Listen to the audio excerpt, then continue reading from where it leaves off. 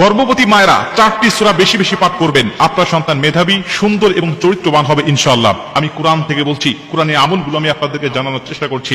আমালুল কোরআনের মধ্যে বিভিন্ন কোরআনী আমলগুলো বর্ণনা করা রয়েছে।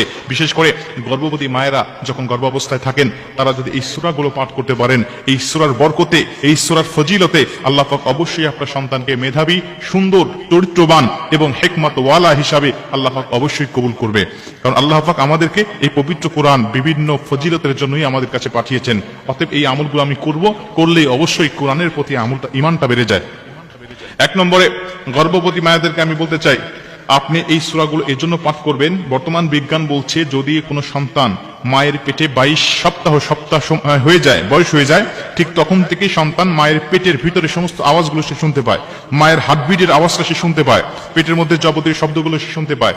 32 থেকে 35 সপ্তাহ যখন সময় হয়ে যায়, তখন এই সন্তান মায়ের কথা শুনতে পায়, বাহিরের কিছু কিছু আওয়াজ তার কর্ণকুহরে যায়। অতএব মা যখন পবিত্র কোরআন তেলাওয়াত করবে, তখন ওই সন্তানের কর্ণকুহরে মায়ের কোরআনের তেলাওয়াত যাবে। এই কোরআনের একটি প্রভাব মায়ের পেট থেকেই সন্তানের উপরে পড়বে।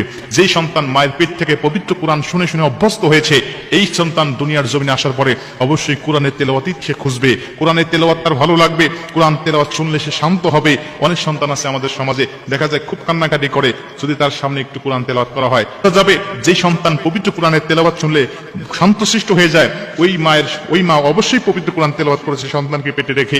আর যেই সন্তান গান বাজনা শুনলে শান্ত হয়, বোঝা যায় ওই মা অবশ্যই গান বাজনা নিয়েই ব্যস্ত ছিল সন্তানকে পেটে দিয়ে। আর বিশেষ করে সূরা লুকমান 1 নম্বর বেশি বেশি তেলাওয়াত করবেন। বিভিন্ন কোরআনের আমলের হাদিসের মধ্যে, বিভিন্ন কিতাবের মধ্যে বর্ণনা করা রয়েছে, যেই মা পবিত্র কোরআনের সূরা লুকমান বেশি বেশি তেলাওয়াত করবে গর্ভাবস্থায়, আল্লাহ রাব্বুল আলামিন ওই সন্তানকে হিকমতওয়ালা বানাবেন, তীক্ষ্ণ বুদ্ধিমান হিসাবে বানাবেন, তীক্ষ্ণ বুদ্ধি সম্পন্ন ব্যক্তি হিসাবে, সন্তান হিসাবে আল্লাহ পাক তাকে কবুল করবেন। 2 নম্বর আরেকটি সূরার কথা অনেক মুফাসসিররা বলেন, সেটা হচ্ছে সূরা ইউসুফ। যেই মা সূরা ইউসুফ বেশি বেশি তেলাওয়াত করবে, আল্লাহ রাব্বুল আলামিন ওই সন্তানকে সুন্দর চরিত্র, রুহানি এবং জিসমানি